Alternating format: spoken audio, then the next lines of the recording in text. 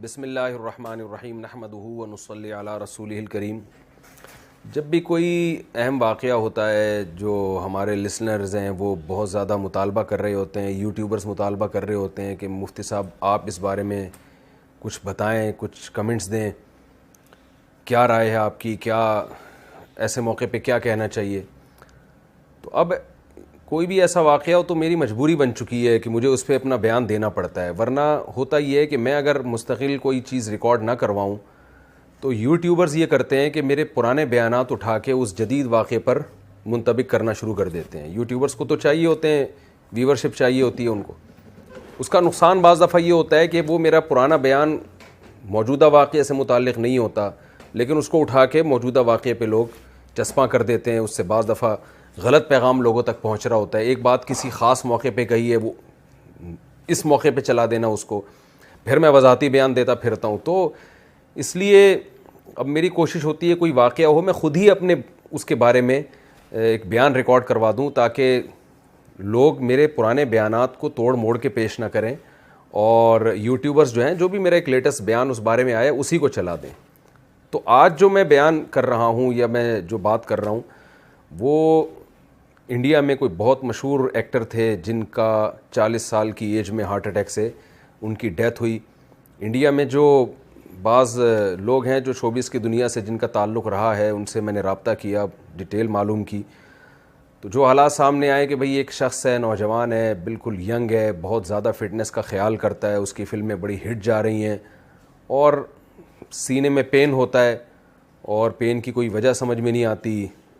اس کی جو منگیتر ہے یا گرل فرینڈ ہے وہ اسے سلاتی ہے بستر پہ، اور ان کی جو گرل فرینڈ ہے اس کا بیان یہ ہے کہ صبح جب دیکھا گیا تو وہ مردہ حالت میں پایا گیا۔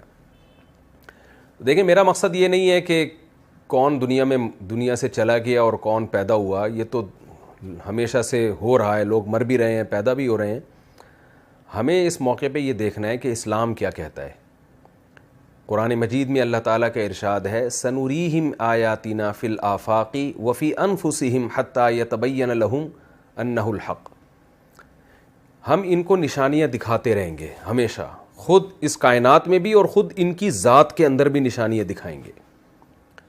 تو یہ جو نشانیاں اللہ دکھاتے ہیں نا، ایکسیڈنٹلی کوئی مر جاتا ہے، اچانک ڈیتھ ہو جاتی ہے، یہ انسان کی ذات کے اندر کی نشانیاں ہیں، اور اللہ یہ نشانیاں ہمیں اس لیے دکھاتا ہے تاکہ ہم عبرت کی آنکھیں کھولیں، اس دنیا سے ہم دل لگانا چھوڑیں۔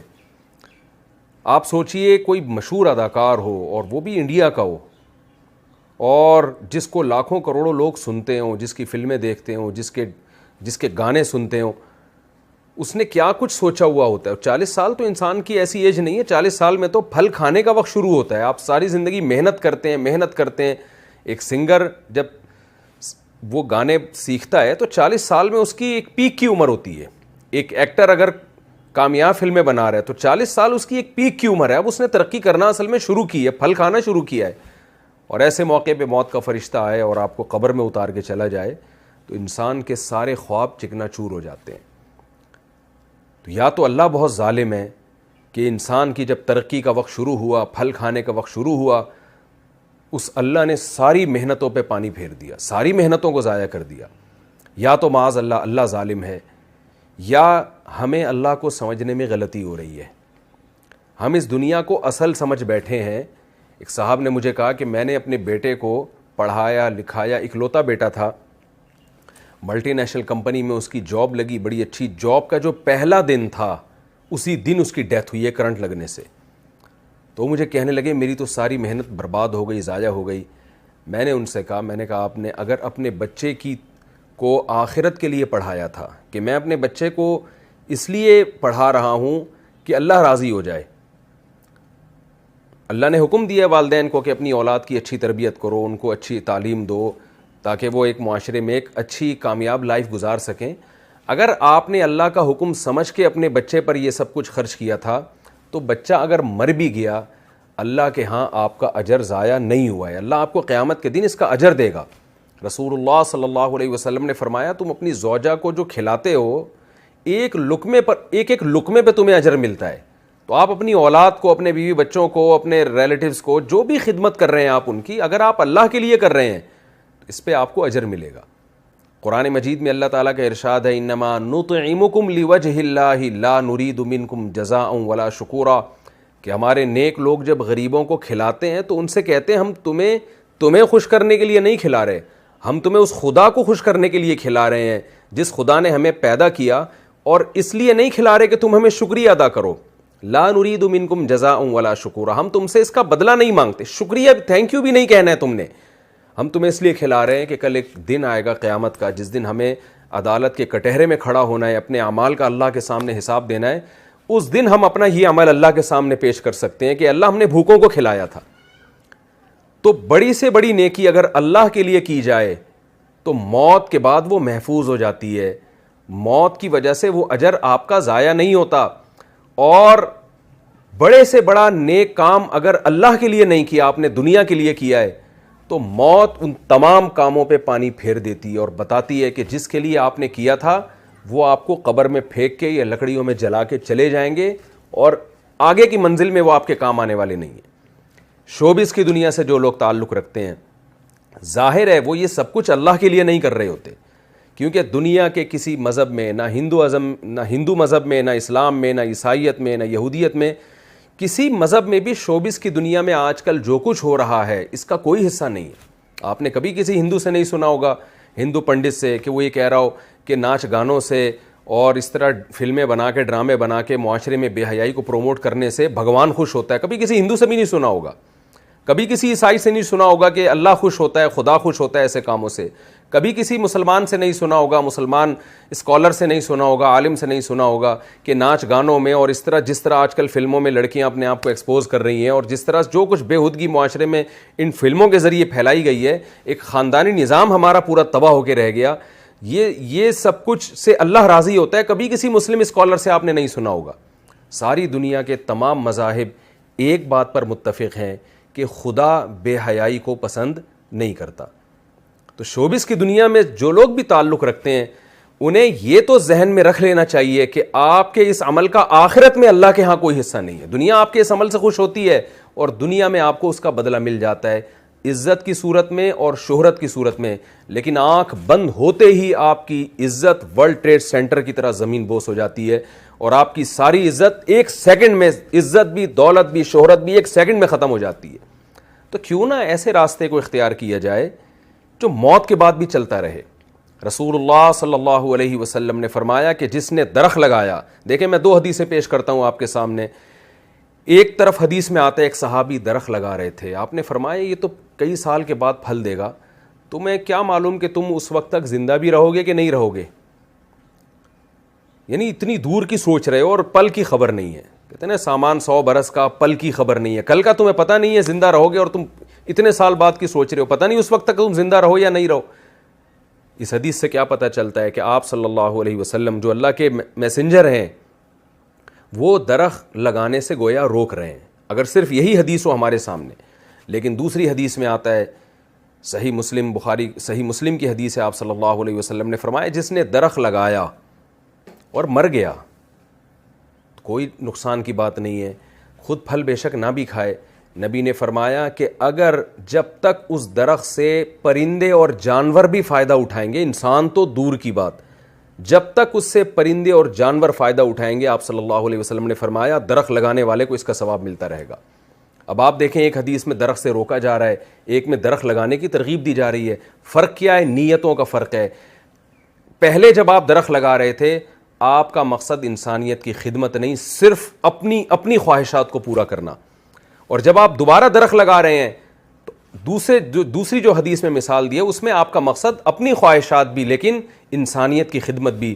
تو انسانیت کی خدمت اور وہ خدمت جس میں اللہ کو راضی کرنا مقصد ہے, اس خدمت میں اگر آپ مر بھی جاتے ہیں کوئی غم کی بات نہیں ہے, آپ کا وہ درخت قیامت تک آپ کو اجر پہنچاتا رہے گا. درخت ایک مثال ہے, درخت سے مراد کوئی بھی خیر کا کام. تو شوبز کی دنیا سے جو لوگ وابستہ ہیں, پہلی بات تو یہ میں اپنے آپ کو کسی سے افضل نہیں سمجھتا. میں نہیں کہتا کہ جو فلمی دنیا سے وابستہ لوگ ہیں میں ان سے زیادہ بہتر ہوں اور وہ مجھ سے کمتر ہیں, یہ تو آخرت میں ہی پتہ چلے گا. اعمال کا مدار انسان کے خاتمے پر ہوتا ہے، آخر وقت اس کا کیسا گزرتا ہے ہم میں سے کوئی کسی کے بارے میں دعوے نہیں کر سکتا، لیکن ان واقعات سے مجھے بھی عبرت حاصل کرنی چاہیے، آپ لوگوں کو بھی، کہ یہ دنیا ہے کہ کیسے ایک شخص ترقی کی انتہا کو پہنچتا ہے اور ابھی پھل کھانے کا وقت آتا ہے لیکن موت اسے پچھاڑ دیتی ہے، موت سے کوئی نہیں لڑ سکتا اور اسے قبر کے گڑھے میں اتار دیتی ہے، اسے لکڑیوں میں جلوا دیتی ہے اور اس کا سارا کیریئر 2 منٹ کے اندر زیرو ہو جاتا ہے۔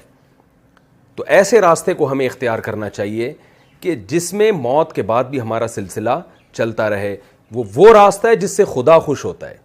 انسان تو دیکھیں زنا سے بھی خوش ہوتا ہے، انسان تو بدکاری سے، آپ چوری کر کے لا کے کسی کو پیسے دینا شروع کر دیں، جس کو آپ دیں گے وہ خوش ہوگا اس سے، لیکن برائی کو کبھی بھی معاشرے میں اس کی حوصلہ افزائی نہیں کی جا سکتی کہ لوگ اس سے خوش ہو رہے ہیں۔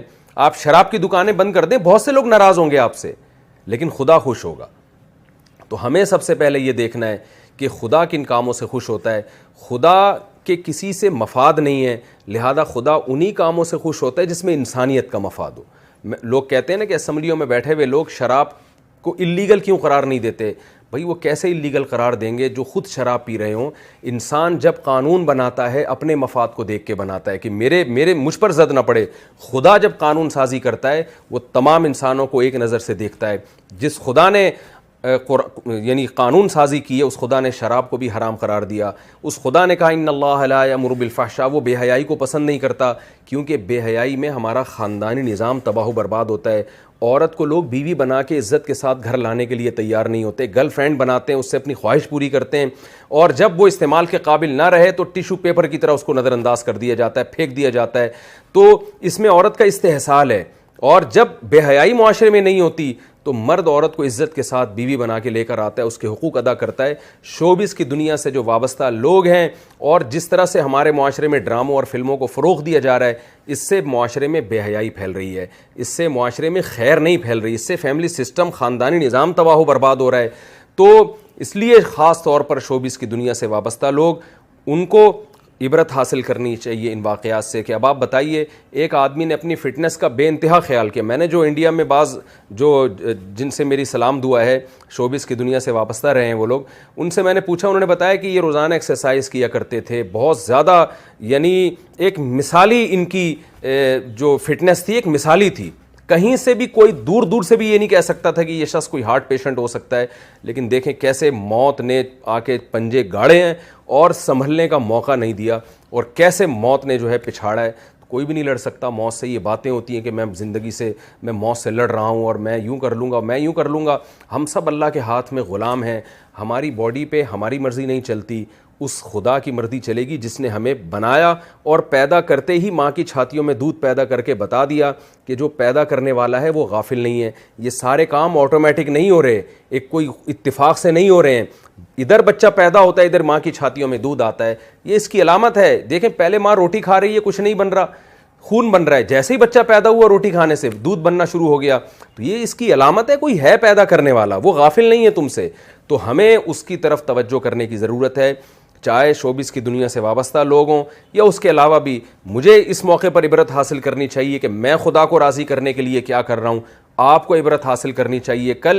آج ان کے ساتھ یہ ہوا، کل میرے اور آپ کے ساتھ بھی ہو سکتا ہے۔ یہ جتنے لوگ جو قبرستان میں دفن ہیں، ان میں کوئی بھی اپنی مرضی سے نہیں مرا ہوتا، سوائے ان لوگوں کے جنہوں نے خودکشیاں کی ہوتی ہیں، باقی سارے کوئی بھی اپنی مرضی سے نہیں مرا ہوتا۔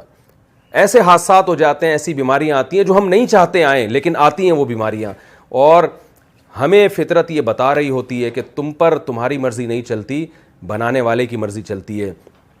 خوش قسمتی کی بات یہ ہے کہ اس بے وفا دنیا سے دوستی نہ لگائی جائے، دوستی اسی خدا سے لگائی جائے جس نے ہمیں بنایا ہے، اور پھر اس کو راضی کرنے کے لیے کام کیے جائیں۔